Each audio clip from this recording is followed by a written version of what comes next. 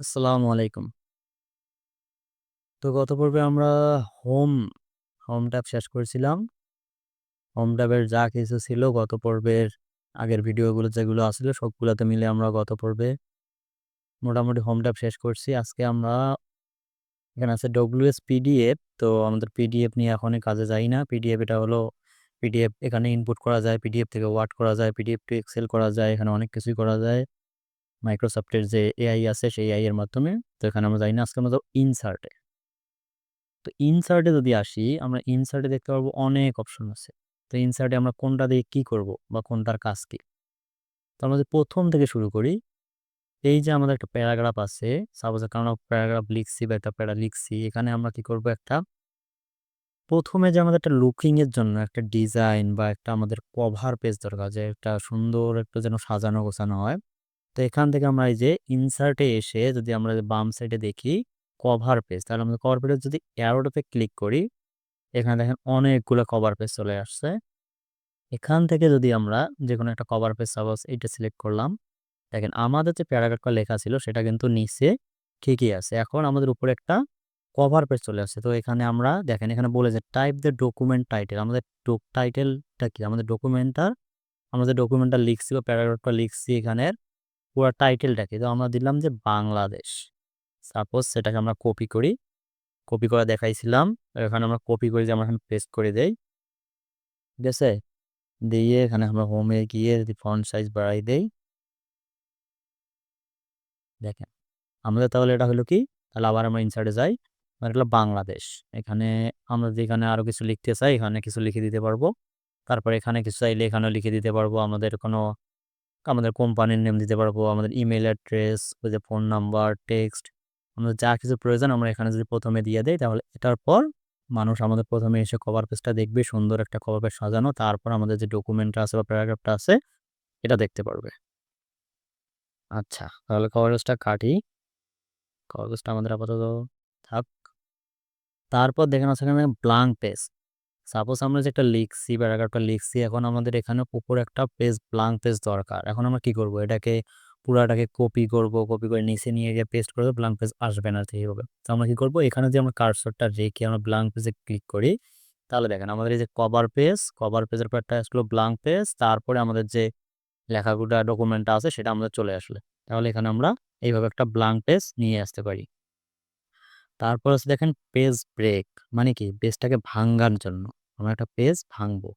সেই পেজটাকে ভাঙার একটা অপশন আছে। তো আমরা যদি সাপোজ এখানে যাই, গিয়ে যদি আমরা পেজ ব্রেক করে দেই, দেখেন আমরা যেখানে কার্সরটা রেখে পেজ ব্রেক করছি, যেই জায়গাতে আমাদের ন্যাশনে কন্ট্রোল জেড করে আবার দেখাই, এই দেখেন আমরা যদি এই যে nation achievement for the nation এখানে কার্সরটা রেখে যদি আমরা পেজ ব্রেক দেই, তাহলে এখান থেকেই আমাদের একটা পেজ ব্রেক হয়ে গেল। মানে ওইখান থেকে এটা আরেক পেজে চলে আসলো, নতুন পেজে চলে আসলো, এটা অন্য পেজে চলে গেল।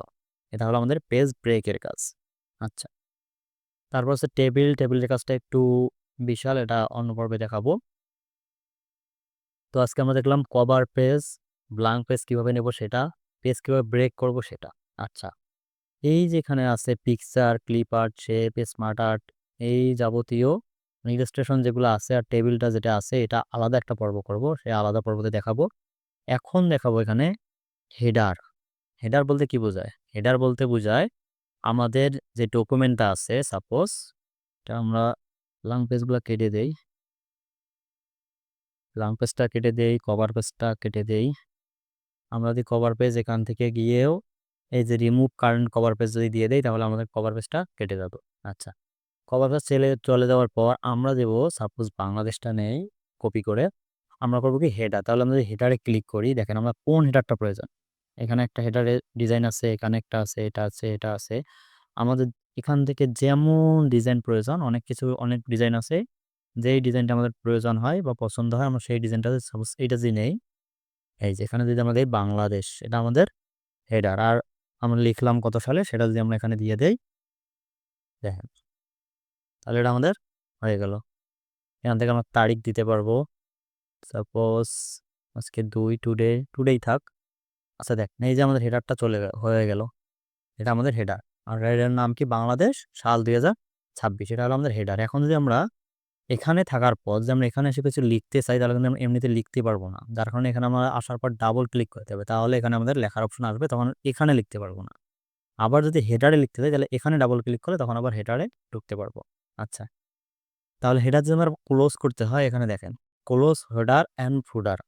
আমরা হেডার দেখলাম আর ফুডার দেখি, তারপর ক্লোজটা দেখি। আবার যদি আমরা ইনসার্টে যাই, ইনসার্টে যাওয়ার পর দেখেন হেডারের পাশেই আছে ফুডার, হেডারের পাশেই আছে ফুডার। এখন ফুডার যাই, ফুডারটা কি? ফুডার হলো পেজের নিচের অংশে যেটা থাকে। এখানে যে আমরা ফুডারে যাই, ফুডারে আমরা কোন ডিজাইনটা দিতে চাবো সেই ডিজাইনটা যদি সিলেক্ট করি, এটা যদি সিলেক্ট করি, দেখেন ফুডার চলে আসছে। এখন ফুডারে আমরা যদি কিছু লিখতে চাই, এখানে আমরা বাংলাদেশটাই লিখে দিলাম, এখানে ফুডারে লিখে দিলাম, বাস। তাহলে আমাদের হেডারে আছে বাংলাদেশ 2026, ফুডারে সাপোজ বাংলাদেশ। এটা কিন্তু আমরা শুধু ওই পেজেই হয়ে গেছে, ঠিক আছে, ওই পেজে অ্যাপ্লাই হয়েছে। এখন যদি আমরা এখানে আবার যাই, এখানে দেখেন হেডারে যখন আমরা চাপ দেবো তখন কিন্তু নতুন করে আবার একটা ডিজাইন অপশন চালু হয়ে যায়। এই যে ডিজাইন অপশনটা আছে এখানে দেখেন হেডার ফ্রম টপ, মানে টপ থেকে হেডারটা কতটুক নিচে বা উপরে থাকবে। যেখানে যদি আমরা উপরে তুলে দেই তাহলে দেখেন উপর থেকে হেডারটা আরও নিচে আসতেছে, এখান থেকে যদি আমরা ছোট করে দেই তাহলে হেডারটা আরও উপরের দিকে যায়। আবার ফুডারটাও যদি সেম এখানে আমরা যাই, গিয়ে যদি দেখাই, এই দেখেন এই যে ফুডারও যদি আমরা একই কাজ করি এখান থেকে কিন্তু ফুডারটাও ইয়া হবে।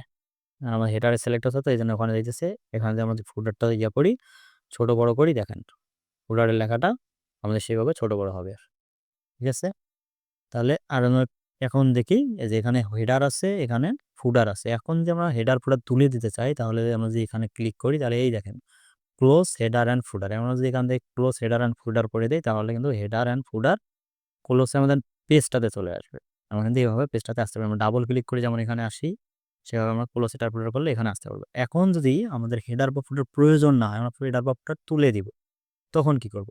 আবার ইনসার্টে যাব, এই যে হেডারে যাব, হেডারে যাওয়ার পর এই যে এখানে দেখেন রিমুভ হেডার, ওখানে দেওয়া আছে রিমুভ হেডার। এটা যে তুলে দেয় তাহলে হেডার চলে গেল। এখন কি আছে? ফুটার।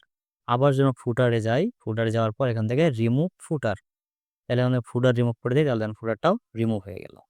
তাহলে এই ছিল হেডার এবং ফুটারের কাজ। তার পাশেই দেখেন আছে পেজ নাম্বার। সাপোজ এখানে আমরা 2টা পেজে কাজ করছি, তাই এটা একটু বাড়াই নেই, কন্ট্রোল সি, কন্ট্রোল ই, আচ্ছা। এখন দেখেন আমাদের এখানে কিন্তু এই যে এখানে দেখাচ্ছে পেজ কয়টা আমাদের, এই দেখেন এখানে যেটা দেখাচ্ছে এটা হলো টোটাল পেজ হলো 4 আর আমরা আছি পেজ নাম্বার 1-এ।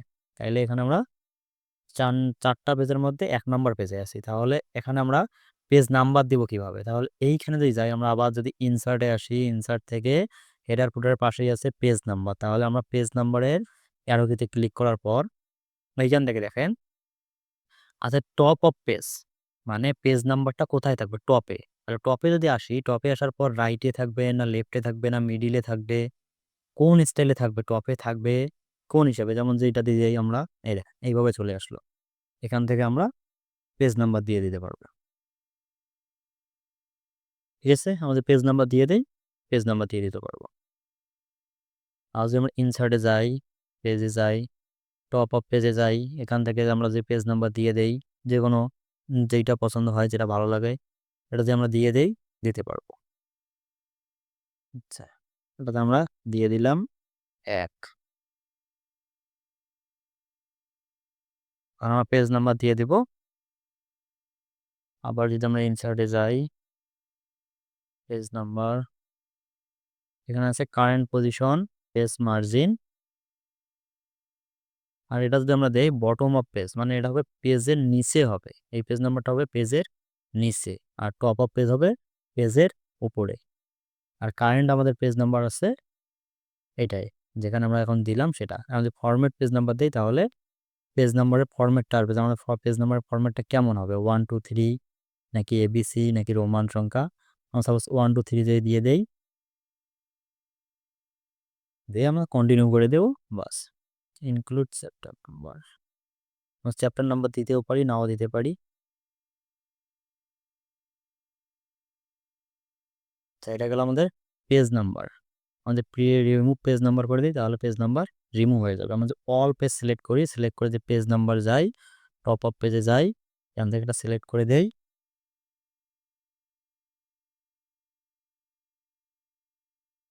সবগুলোতে কিন্তু 1 1 1 1 শো করতেছে, এখানে 0। তাহলে আমরা যদি এবার যাই ইনসার্টে, page number, format page number, current page number,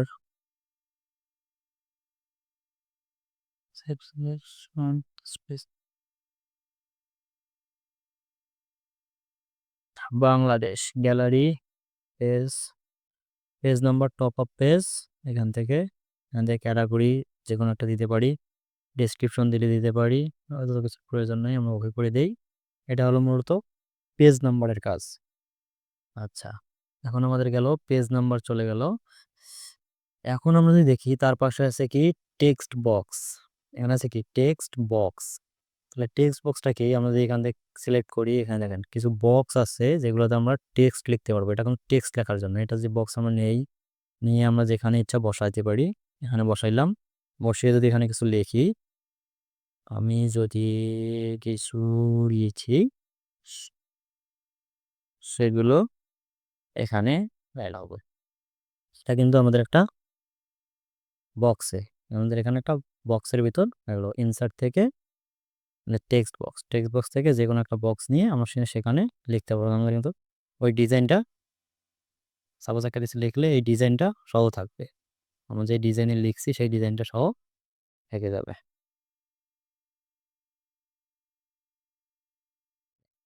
তাহলে আমরা ইনসার্ট থেকে যদি যাই, যাওয়ার পর যে টেক্সট বক্স নেই, যে কোনো টেক্সট বক্স নিলে সেই টেক্সট বক্সটা যদি আমরা কিছু লিখতে চাই, আমরা কিছু লিখলে যে পেজটা নিয়েছি সেই পেজের যে টেক্সট বক্সটা নিয়েছি সেটার ডিজাইন সহ থেকে যাবে, কারণ সেটা আমরা যেখানে খুশি রিফ্রেশ করে বসাই দিতে পারবো।